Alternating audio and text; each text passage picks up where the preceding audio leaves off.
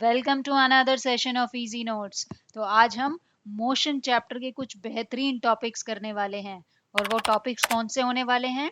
वो हैं uniform and non uniform motion, speed, average speed, then velocity, then average velocity, और last में हम इन सब से रिलेटेड कुछ प्रॉब्लम्स भी डिस्कस करेंगे।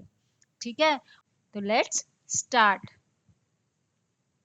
तो सबसे पहला हमारा टॉपिक है uniform and non uniform motion. तो सबसे पहले हम ये समझ लेते हैं यूनिफॉर्म मोशन क्या है। यूनिफॉर्म मोशन का मतलब है अगर कोई ऑब्जेक्ट सेम इंटरवल में सेम डिस्टेंस कवर कर रहा है। अब इसका मतलब क्या है कि जैसे मान लो 10 मिनट में अगर कोई ऑब्जेक्ट 10 मीटर कवर कर रहा है, अगले 10 मिनट में भी 10 मीटर कवर कर रहा है, उसके अगले 10 मिनट में भी 10 मीटर कवर कर रहा है, यानी सेम टाइम सेम डिस्टेंस, उसको हम बोलेंगे यूनिफॉर्म मोशन।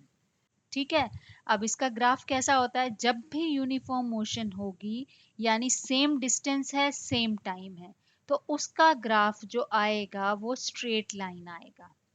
तो डिस्टेंस टाइम ग्राफ में जो यूनिफॉर्म मोशन है वो आपका स्ट्रेट लाइन आएगा। अब इसके बाद हम नॉन यूनिफॉर्म मोशन समझ लेते हैं। अब उसमें क्या होगा कि हम टाइम इंटरवल सेम ही ले रहे हैं, लेकिन वो डिस्टेंस जो है वो अलग अलग कर रहा है। जैसे 10 मिनट में उसने 10 मीटर किया, अगले 10 मिनट में उसने 9 मीटर तय किया, अगले 10 मिनट में उसने 8 मीटर तय किया, अगले 10 मिनट में उसने 12 मीटर तय किया, यानी कि सेम टाइम इंटरवल में वो अनइक्वल डिस्टेंस कवर कर रहा है। तो उसको हम बोलेंगे non uniform motion, when an object travel unequal distances in equal interval of time. ठीक है, जैसे कोई सी बॉल को हम बाउंस कर रहे हैं, ठीक है, तो उसका डिस्टेंस जो है वो वेरी करता है, तो उसको हम बोलेंगे कि वो उसकी जो मोशन है वो हमारी नॉन यूनिफॉर्म है। अब क्या उसका ग्राफ भी स्ट्रेट लाइन आएगा? नहीं, उसका ग्राफ कर्व्ड आएगा, क्योंकि उसकी जो मोशन है वो चेंज हो रही है, उसकी जो स्पीड है वो चेंज हो रही है। ठीक है, तो इसीलिए ये नॉन यूनिफॉर्म मोशन का जो ग्राफ आता है वो कर्व्ड आता है। डिस्टेंस टाइम ग्राफ में अगर ऐसा कर्व्ड दिख रहा है तो दैट मीन्स वो आपकी नॉन यूनिफॉर्म मोशन है। अब हम इसको एक चार्ट से भी समझ लेते हैं कि कैसे आप चार्ट को देख के बता सकते हो कि ये यूनिफॉर्म मोशन है या फिर नॉन यूनिफॉर्म मोशन है। जैसे हमने ये टाइम नोट किया, 9:30 बजे हमने देखा डिस्टेंस कितना तय किया एक ऑब्जेक्ट पी ने, और क्यू ने कितना तय किया। फिर हमने 9:45 पे देखा, फिर 10 बजे, मतलब हर 15 मिनट के गैप पे हम डिस्टेंस चेक कर रहे हैं, पी ने कितना कवर किया और क्यू ने कितना कवर किया। अब अगर पहले हम पी का देख लेते हैं डेटा, तो 9:30 बजे था उसका 10, 9:45 था उसका 20 मीटर, 10 बजे था उसका 30 मीटर, 10:15 था 40 मीटर। ठीक है, ये गलती से यहाँ 10:15 आ गया है, यहाँ 10:30 कर लेना। तो यहाँ पर 10:30 है वो 50 मीटर, 9:45 है 60 मीटर, 11 है 70 मीटर, यानी हम 15 मिनट का टाइम इंटरवल ले रहे हैं। ठीक है, 15-15 मिनट के गैप पर देख रहे हैं, यानी कि सेम टाइम है, सेम इंटरवल ऑफ टाइम है। अब यहाँ पर डिस्टेंस चेक करो, क्या डिस्टेंस इक्वल है कि नहीं। 10 से 20 यानी कि 10 मीटर, फिर 10 मीटर, फिर 10 मीटर, यानी कि सेम टाइम इंटरवल में सेम डिस्टेंस कवर कर रहा है। तो इसका मतलब P का जो मोशन है वो यूनिफॉर्म मोशन है। ठीक है, तो उसका जो ग्राफ आएगा वो स्ट्रेट लाइन आएगा। अब Q का हमने देखा 9:30 था 12 मीटर, 9:45 आया 19 मीटर, 15 मिनट में कितना तय किया उसने? 7 मीटर। अगले 15 मिनट में कितना किया उसने? 19 से 23, यानी कि 4 मीटर तय किया। सिर्फ 19 तो पहले था, अब 23 पे पहुंचा है, तो 4 मीटर तय किया। फिर अगले में उसने 23 से 35 यानी कि 12 मीटर तय किया।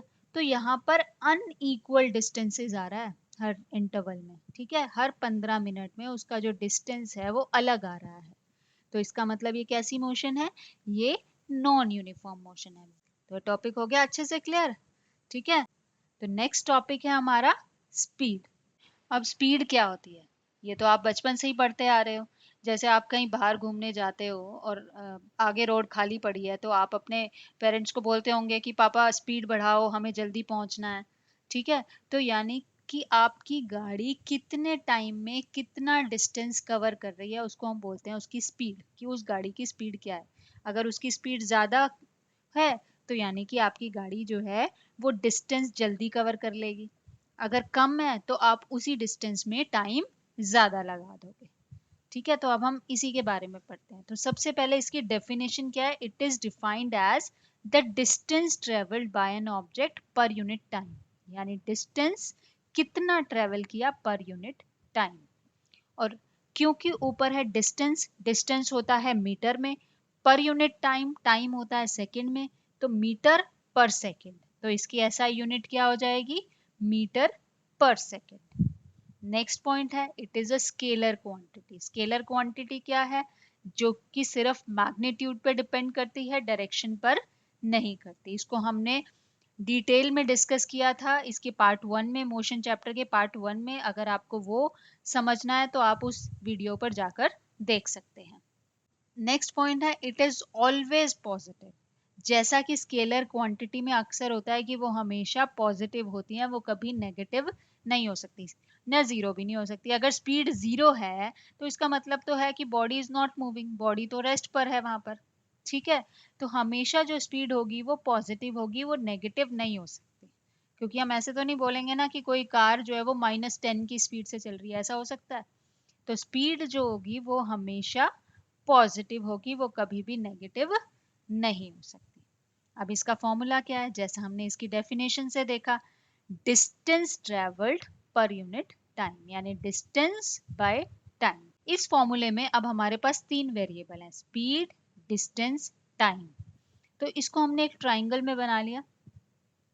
ठीक है, डिस्टेंस, स्पीड, टाइम, इससे हमारे 3 फॉर्मूले बन जाते हैं।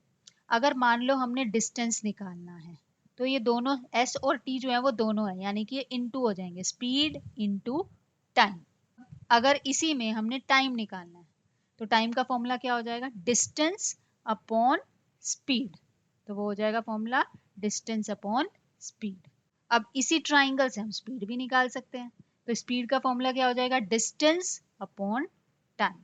तो हम ट्राइंगुलर में इन तीनों वेरिएबल्स को हमेशा इसी तरह अरेंज करेंगे, और इस तरह अरेंज करने पर हमारे पास ये तीनों निकालने के फॉर्मूले आ जाएंगे। हम डिस्टेंस भी निकाल सकते हैं, टाइम भी निकाल सकते हैं, और स्पीड भी निकाल सकते हैं। तो अगर इन तीनों में से हमें कोई भी 2 वेरिएबल गिवन है तो हम तीसरा इजीली कैलकुलेट कर सकते हैं बाय दीज फॉर्मूलाज।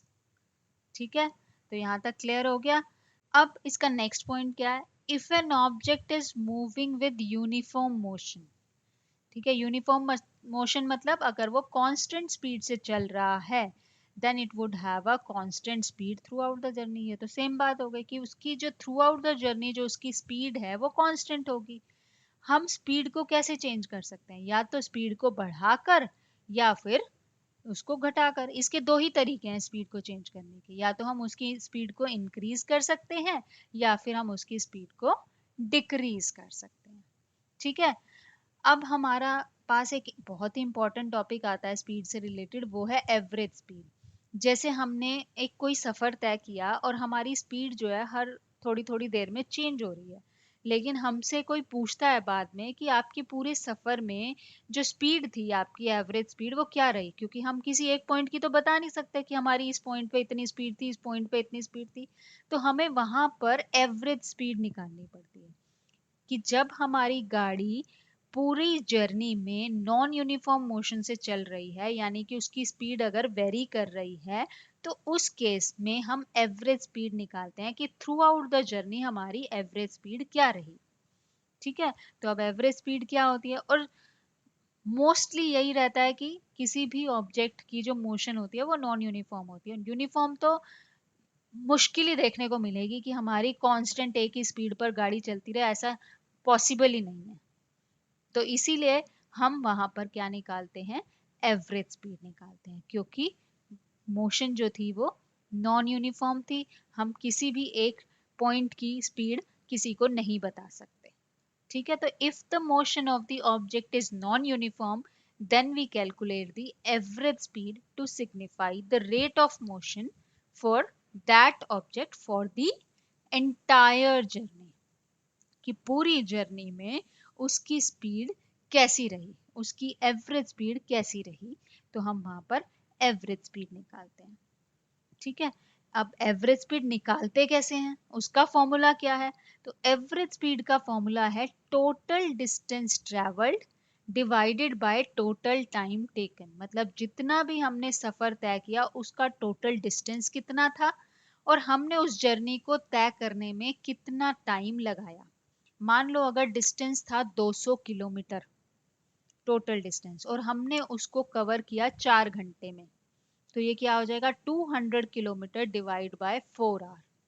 ठीक है, तो इससे जो इसकी स्पीड आ जाएगी वो क्या आ जाएगी 50 किलोमीटर पर आवर, यानी 1 घंटे में हमने 50 किलोमीटर तय किया एवरेज। तो 50 किलोमीटर पर आवर यहाँ से इसकी एवरेज स्पीड आ जाएगी।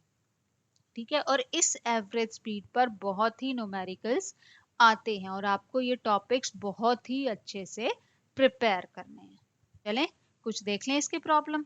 फर्स्ट प्रॉब्लम है आपकी, what will be the speed of a body in metre per second and kilometre per hour if it travels 40 kilometre in 5 hours.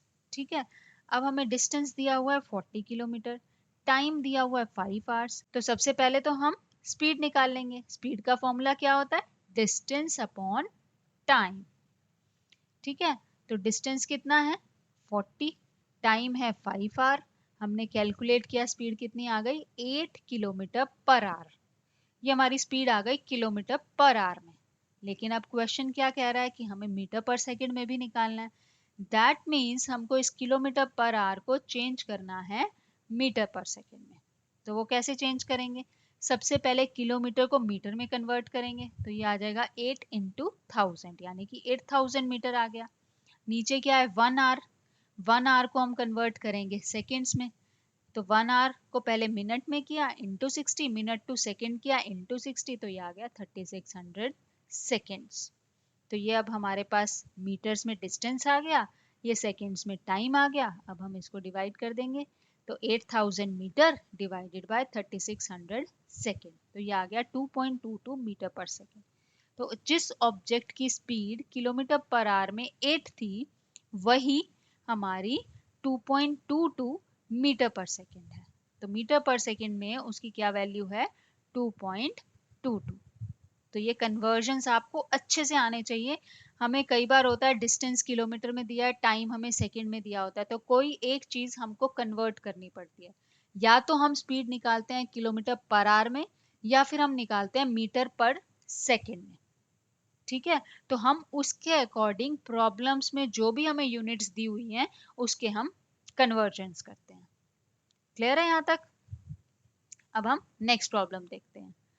During first half of the journey, an object traveled with a speed of 40 km per hour.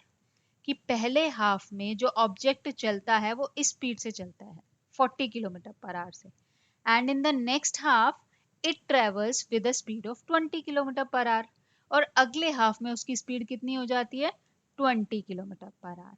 Calculate the average speed of the whole journey. ठीक है, अब पहले जब हम लोग छोटे थे हम क्या करते थे, ये स्पीड दी हुई है ये स्पीड दी हुई है, दोनों को प्लस करो 2 से डिवाइड कर दो, एवरेज हो गया। एवरेज तो हम ऐसे ही निकालते थे पहले कि दोनों को प्लस करके 2 से डिवाइड कर दो, बट ये सही तरीका नहीं है। एवरेज स्पीड हम कैसे निकालेंगे, ये है इस प्रॉब्लम का एक डायग्राम। पहले A टू B जो है वो है first half, B to C जो है वो है नेक्स्ट हाफ। ठीक है, फर्स्ट हाफ जो जा रहा है वो 40 किलोमीटर पर आवर से जा रहा है, नेक्स्ट हाफ जो है वो 20 किलोमीटर पर आवर से जा रहा है। अब क्योंकि ये हाफ्स हैं तो डिस्टेंस बराबर होंगे। अगर हम ये एज्यूम कर लेते हैं ये x किलोमीटर है तो BC भी हमारा x किलोमीटर होगा। ठीक है, तो सबसे पहले हम निकालेंगे टोटल डिस्टेंस। तो टोटल डिस्टेंस क्या हो गया x plus x 2x kilometre. ठीक है, अब क्योंकि एवरेज स्पीड का फॉर्मूला क्या होता है total distance divide by total time. Total distance तो हमारे पास आ गया 2x, अब टोटल टाइम चाहिए हमको। टाइम हमें गिवन है नहीं गिवन है, हमारे पास तो डिस्टेंस है वो भी x की टर्म्स में और स्पीड है, तो टाइम कैसे निकालेंगे। तो पहले हम फर्स्ट हाफ के लिए यानी AB के लिए टाइम निकालते हैं, यानी कि T1 time taken for first half. उसका फॉर्मूला क्या होता है टाइम का, डिस्टेंस अपॉन स्पीड। तो इसका डिस्टेंस है x, स्पीड है 40, तो ये आ गया x/40r। इसी तरह हम सेकेंड हाफ का निकालेंगे BC का। BC में कितना टाइम लगा, डिस्टेंस है x, स्पीड है 20, यानी डिस्टेंस अपॉन स्पीड क्या हो जाएगा, x/20, तो ये आ गया x/20r। तो हमारे पास फर्स्ट हाफ का भी टाइम आ गया, सेकेंड हाफ का भी टाइम आ गया। टोटल टाइम कितना लगा, x/40 प्लस x/20। अब इसको सॉल्व करने पर हमारे पास आ गया 3x/40r। ठीक है, अब हमारे पास टोटल डिस्टेंस भी आ गया, टोटल टाइम भी आ गया। तो क्या हम एवरेज स्पीड निकाल सकते हैं? एवरेज स्पीड क्या होती है, total distance upon total time. Total distance is 2x, total time is 3x/40। यहाँ x से x कैंसिल हो जाएगा, तो इसको हम सॉल्व करने पर हमारी स्पीड आ गई 26.7 किलोमीटर पर आवर। तो इस तरह से हम एवरेज स्पीड निकालते हैं। हमने डायरेक्ट स्पीड को ऐड करके उसको 2 से डिवाइड नहीं करना। एवरेज स्पीड का फॉर्मूला लगाना है total distance upon total time. Total distance निकालेंगे, टोटल टाइम निकालेंगे, उनको दोनों को डिवाइड करेंगे, तब हमारे पास एवरेज स्पीड आएगी। अब इसके बाद हमारा जो नेक्स्ट टॉपिक है वो है वेलोसिटी। ठीक है, अब हमने स्पीड तो पढ़ लिया, अब वेलोसिटी क्या है और ये स्पीड से कैसे डिफरेंट है। अब जैसे आपने लास्ट वीडियो में भी पढ़ा होगा, डिस्टेंस और डिस्प्लेसमेंट दोनों ही चीजें जो हैं वो दूरी नापने के लिए होती हैं, लेकिन दोनों में एक फर्क था। डिस्टेंस जो था वो हमारा स्केलर क्वांटिटी था, डिस्प्लेसमेंट हमारा वेक्टर क्वांटिटी था। डिस्टेंस जो होता है वो होता है टोटल पाथ कवर्ड, जबकि डिस्प्लेसमेंट जो होता है that is the shortest distance. ठीक है, ऐसे ही स्पीड और वेलोसिटी में एक छोटा सा फर्क होता है। Speed is a scalar quantity, velocity is a vector quantity, बाकी सेम होता है। ठीक है, अब ये समझ लेते हैं कैसे स्केलर है और कैसे वेक्टर है।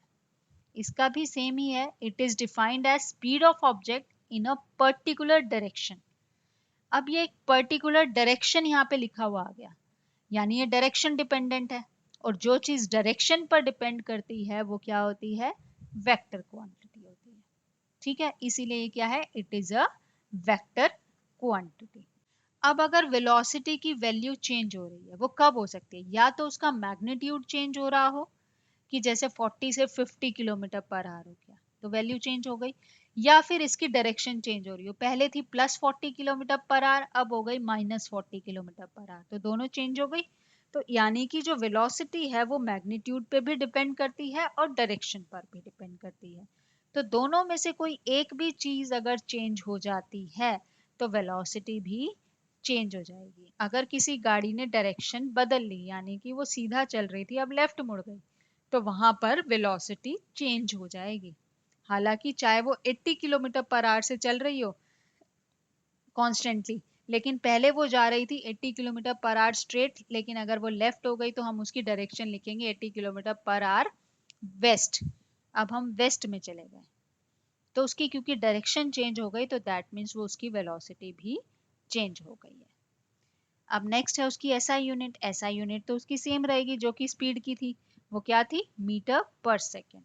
अब क्योंकि ये डायरेक्शन डिपेंडेंट है तो ये पॉजिटिव भी हो सकती है, नेगेटिव भी हो सकती है और जीरो भी हो सकती है, जैसे हमने डिस्प्लेसमेंट के केस में किया था कि अगर डायरेक्शन चेंज हो रही है तो वो नेगेटिव भी हो सकती है।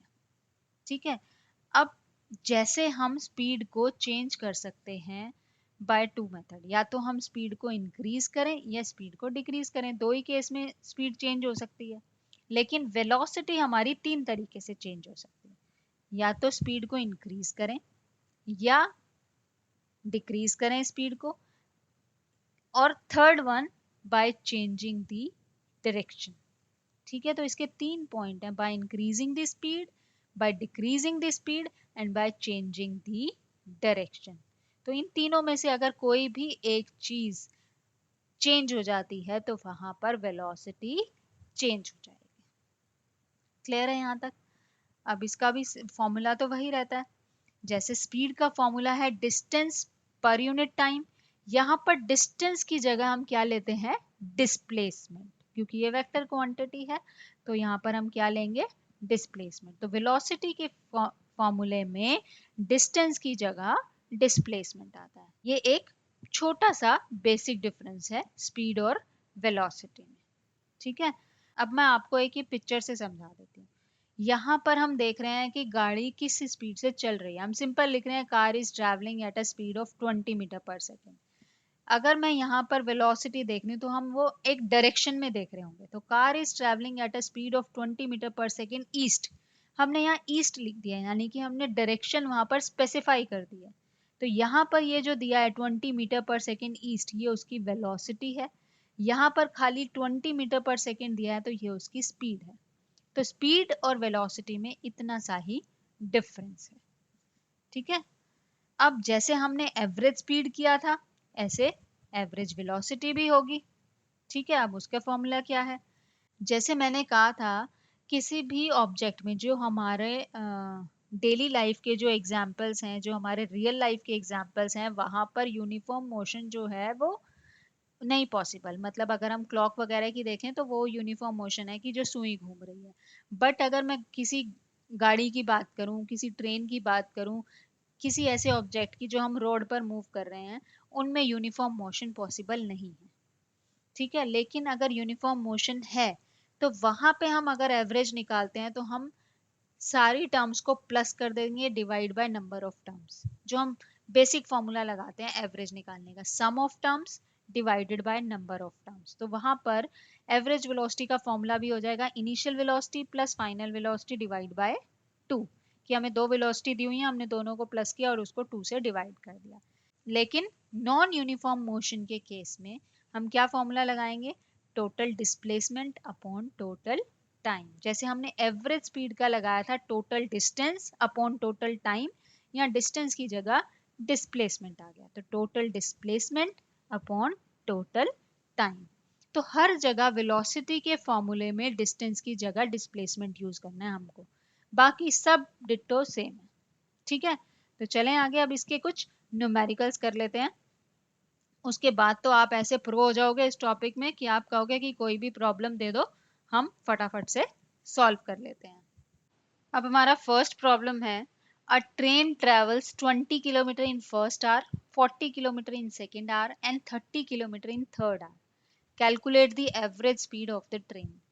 अब क्योंकि ये अनइक्वल डिस्टेंसेस कवर कर रही है, पहले घंटे में 20 किलोमीटर किया, दूसरे घंटे में 40 किया, तीसरे घंटे में 30 किया, यानी कि अनइक्वल डिस्टेंसेस कर रही है। तो ये मोशन कैसी होगी?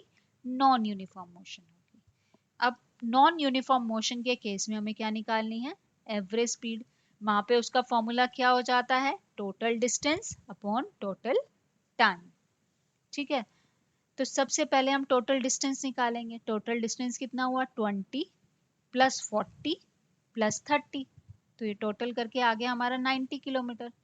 टोटल टाइम टेकन कितना हुआ? ये पहला घंटा, ये दूसरा घंटा, ये तीसरा घंटा, यानी कि 3 घंटे की जर्नी थी, तो टोटल टाइम हुआ 3 आवर्स। तो एवरेज स्पीड क्या हो गई? Total distance upon total time, यानी कि 90 डिवाइडेड बाय 3, तो यहाँ से आ गई 30 किलोमीटर पर आवर। बहुत ही सिंपल। ठीक है, कुछ भी हमें यहाँ पे निकालने की जरूरत नहीं है, सिंपल डेटा को प्लग इन करना है और एवरेज स्पीड यहाँ से कैलकुलेट कर लेनी है। तो देखते हैं नेक्स्ट प्रॉब्लम क्या है।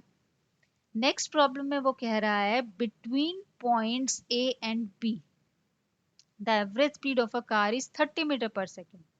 ठीक है, पहले दो पॉइंट्स के बीच में average speed 30 metre per second है, बी और सी में 20 मीटर पर सेकेंड है, अब सी और डी में 15 मीटर पर सेकेंड है।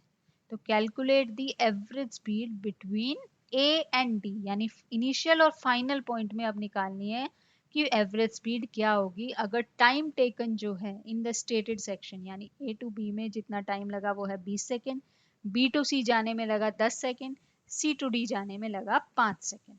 तो ये इस तरह से इसकी फिगर बन गई। ए टू बी स्पीड थी 30 मीटर पर सेकेंड, टाइम लगा 20 सेकेंड। बी टू सी जो है वो है 20 मीटर सेकेंड, टाइम लगा 10 सेकेंड। सी टू डी के लिए स्पीड है 15 मीटर सेकेंड, टाइम लगा 5 सेकेंड। ठीक है, अब यहाँ पर एवरेज स्पीड निकालनी है, फॉर्मूला वही total distance upon total time. तो टोटल टाइम तो हम इजीली निकाल लेंगे, हमें टाइम दिया हुआ है तीनों ब्रेक्स का।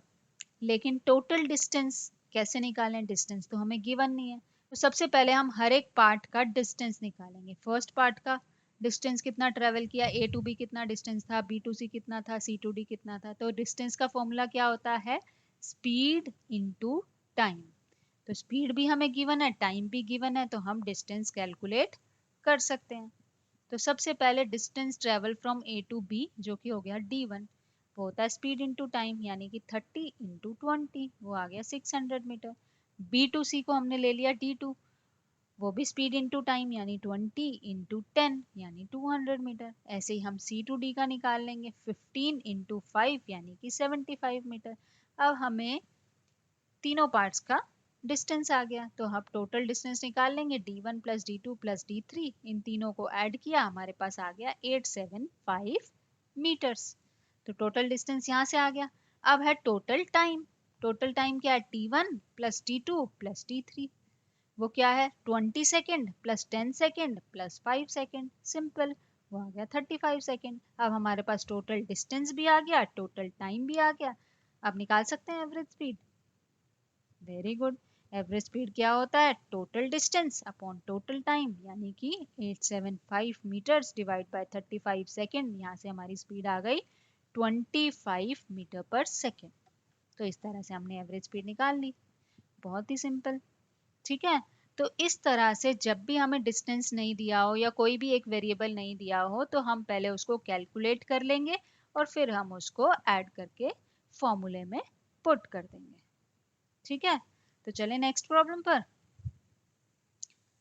नेक्स्ट है हमारा, अ train travels in a straight line at a constant speed of 60 km per hour for a particular distance d, कि पहला जो d डिस्टेंस है उसमें उसकी स्पीड रहती है 60 kilometre per hour, and then travel another distance 2d in the same direction at a constant speed of 80 kilometre per our.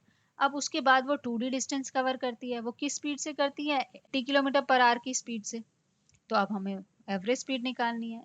इसके जैसा तो हम पहले भी कर चुके हैं, तो सबसे पहले हम इसकी फिगर बना लेते हैं। ए टू बी जो डिस्टेंस है वो है डी, और वहां पर स्पीड है 60 kilometre per our. B to सी जो है वो है 2d, कि अगला 2d वो कवर करती है किस स्पीड से, 80 किलोमीटर पर आवर से। ठीक है, अब यहाँ पे हमें d और 2d दिया हुआ है, तो टोटल डिस्टेंस हम यहाँ निकाल सकते हैं सिंपली d प्लस 2d। लेकिन अब यहाँ पे हमें टोटल टाइम दिया है, टाइम दिया है यहाँ पे हमें अब टाइम गिवन नहीं है। तो सबसे पहले हम दोनों ही पार्ट्स के लिए टाइम निकालेंगे।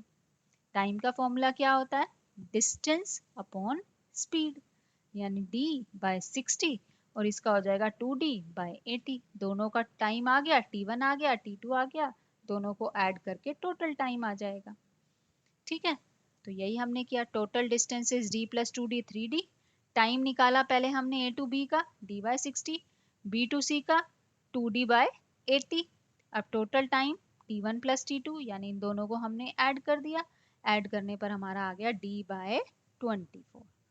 तो डिस्टेंस है हमारा 3d और टाइम है d बाय 24। तो एवरेज स्पीड का फॉर्मूला लगाया, total distance upon total time. Total distance is 3d, time is d by 24। d से d कैंसिल हो जाएगा और इसको सॉल्व करने पर हमारे पास क्या आ जाएगा, 72 किलोमीटर पर आवर। तो यहाँ से इसकी एवरेज स्पीड क्या आ गई, 72 किलोमीटर पर आवर। आपको ये तो पता है ना कि डिनोमिनेटर में अगर ये d बाय 24 है तो इसका रेसिप्रोकल हो जाता है, तो ये 24 ऊपर चला जाता है, तो ये हो जाएगा 3d into 24 divide by d। तो इस तरह से हम इसको सॉल्व करते हैं। तो d से d कैंसिल हो जाएगा, तो बचेगा सिर्फ 3 इंटू 24 यानी कि 72। तो इस तरह से हम इसको सॉल्व करते हैं।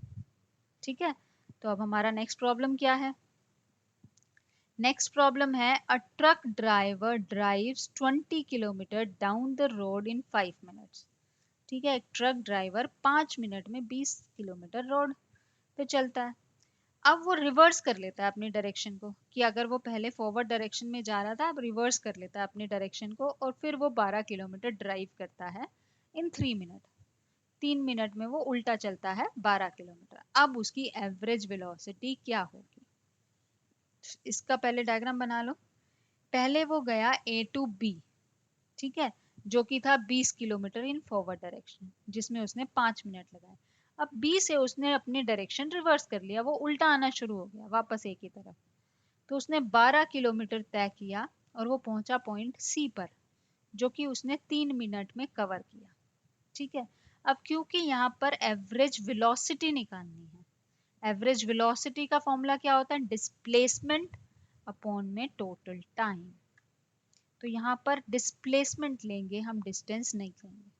तो डिस्प्लेसमेंट क्या होता है, shortest distance between initial and final position. पहले पहुंच था वो ए पर, अब फाइनली वो पहुंचा सी पर, तो ए सी जो है वो हमारी डिस्प्लेसमेंट हो गई। तो ए सी कितनी है, पूरी 20 में से ये 12 हम माइनस कर दें तो ये हमारे पास आ जाएगी ए सी, यानी कि 8 किलोमीटर। तो displacement equals a C equal 20 minus 12, यानी कि यहाँ पर आ गई हमारे पास 8 किलोमीटर्स। और टोटल टाइम कितना आया, 5 मिनट प्लस 3 मिनट्स, तो टोटल टाइम आया 8 मिनट। अब क्योंकि डिस्टेंस हमारा किलोमीटर में है तो हम इसको भी आर में कन्वर्ट कर लेंगे, तो ये हो जाएगा 8/60 आर। तो ये यहाँ से हमारे पास आ गया 2/15 आर। अब एवरेज वेलोसिटी का फॉर्मूला लगा देंगे, displacement divide by time taken. Displacement थी 1 किलोमीटर, टाइम था 2/15। अब इसका भी रेसिप्रोकल हो जाएगा, तो ये 15 ऊपर चला जाएगा, तो ये 15/2 हो जाएगा, तो 8 इंटू 15/2। तो यहाँ से क्या आ जाएगी, 60 किलोमीटर पर आवर। अब हमने यहाँ फॉरवर्ड क्यों लिखा, क्योंकि ये वाला साइड ज्यादा था, फॉरवर्ड वाला 20 किलोमीटर था, रिवर्स वाला 12 किलोमीटर में था, तो ये अभी भी फॉरवर्ड डायरेक्शन में ही रहेगा।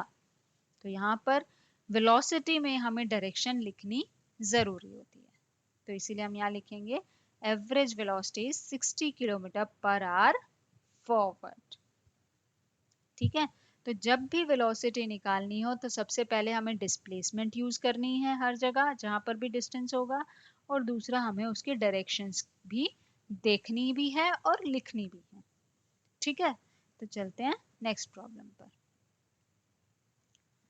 अ man walks 10 kilometre east in 2 hours and then 2.5 kilometer in west in 1 hour. Calculate the average velocity. अब इसको कैसे बनाएंगे, ईस्ट का मतलब है कि वो ऐसे जा रहा है। ठीक है, तो मैन यहाँ खड़ा है, उसने 10 किलोमीटर तय किया ईस्ट में, इस तरफ जा रहा है इधर, क्योंकि मैन अगर यहाँ है उसका ईस्ट यहाँ होगा, वेस्ट यहाँ होगा, नॉर्थ ऊपर होगा, साउथ नीचे होगा। तो ईस्ट जो होता है वो यहाँ पर राइट साइड पर है। अब ईस्ट में वो जा रहा है 10 किलोमीटर। ठीक है, देन अब वहीं से वो 2.5 किलोमीटर वापस आ रहा है वेस्ट की तरफ इन 1 आवर। ठीक है, 1 आवर में उसने 2.5 किलोमीटर तय कर लिया, अपनी डायरेक्शन को रिवर्स कर दिया, वेस्ट की तरफ आने लगा। ठीक है, अब यहाँ पर हमें एवरेज वेलोसिटी निकालनी है। तो एवरेज वेलोसिटी का फॉर्मूला क्या है, total displacement upon total time. Displacement यहाँ पर क्या है, एसी, एसी क्या होगी 10 माइनस 2.5, तो यहाँ पर आ गई हमारे पास एसी 7.5 किलोमीटर। और टाइम कितना लगा, टोटल टाइम 2 आवर उसने पहले लगाया, 1 आवर बाद में लगाया, तो टोटल टाइम आ गया 3 आवर। तो सिंपली हम डिस्प्लेसमेंट बाय टाइम टेकन कर देंगे तो हमारे पास आ जाएगी एवरेज वेलोसिटी, जो कि है 2.5 किलोमीटर पर आवर। ठीक है, तो सिर्फ हमें डायरेक्शंस का ध्यान रखना है बहुत। अगर हमने इसका डायग्राम अच्छे से बना लिया तो प्रॉब्लम्स बहुत ही आसान हो जाएंगी। तो सबसे पहले क्वेश्चन के अकॉर्डिंग एक डायग्राम को बना लो, ताकि उसके बाद वो प्रॉब्लम आपके लिए बहुत ही आसान हो जाए। अब नेक्स्ट है, a person travel 30 metre from point A to point B. Point A से पॉइंट बी जा रहा है टुवर्ड साउथ, साउथ मतलब नीचे की तरफ जा रहा है, इन 4 सेकेंड्स। ठीक है, 4 सेकेंड में। Then he travel 40 metre from B to C towards east, फिर वो ईस्ट में जा रहा है यानी राइट में जा रहा है अपने, इन 6 सेकेंड।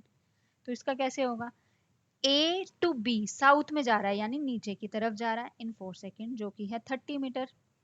फिर वो जा रहा है 40 metre from B to C toward east, east मतलब राइट में, तो बी टू सी जा रहा है जो कि है हमारा 40 मीटर, और वो कितने टाइम में जा रहा है, 6 सेकेंड में जा रहा है।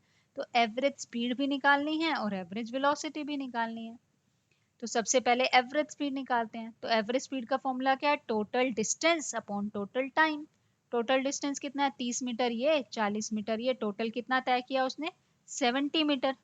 और टाइम कितना लगाया, इस डिस्टेंस में लगाया उसने 4 सेकेंड, इस डिस्टेंस में लगाए 6 सेकेंड, तो 4 + 6 कितना हो गया 10 सेकेंड।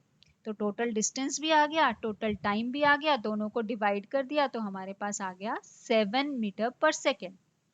ये आ गई एवरेज स्पीड। अब हमें इसमें एवरेज वेलोसिटी भी निकालनी है। अब एवरेज वेलोसिटी का फॉर्मूला क्या होता है, डिस्प्लेसमेंट। अब अगर आप देखो ये ए बी और बी सी में डिस्प्लेसमेंट क्या होगी, यानी ए और सी के बीच का शॉर्टेस्ट डिस्टेंस, तो हम इसको ज्वाइन कर देंगे तो यहाँ पर डिस्प्लेसमेंट जो है वो ए सी होगी। अब ए सी कैसे निकालेंगे, ये तो हमने पहले भी बहुत किए हैं डिस्टेंस और डिस्प्लेसमेंट के केस में, बाय पाइथागोरस थ्योरम।